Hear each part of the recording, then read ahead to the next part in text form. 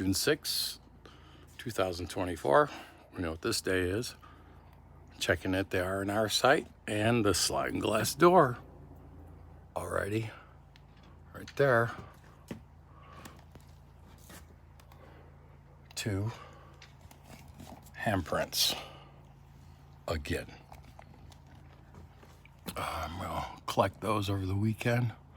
Difficult to see.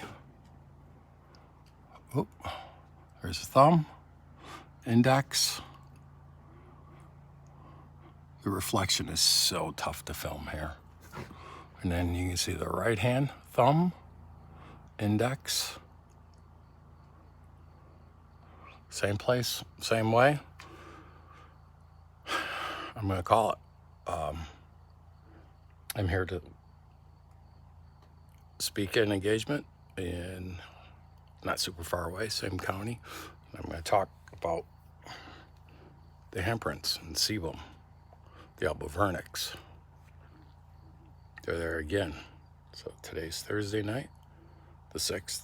When I leave Monday, I'm going to install some polycarbonate to hopefully they'll strike it again, tag it, leave their prints on it, then I'll be able to take that off the 132nd, and it's quite opaque, so I'm gonna send it off to Doug Highcheck. He's got a way in people to look through it on an atomic level, as opposed to doing the forensic graphite lifting it to be able to see through the image. Game changer for Legend Meets Science, and here they are again.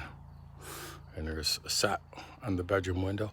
I haven't even checked the camper yet. Those are the freaking flyer ones.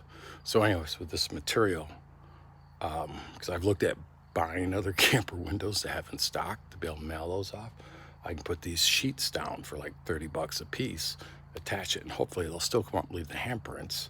And being 132nd, it's still flexible. I can roll it up in a tube and then send it in the lab. Hopefully a game changer for us.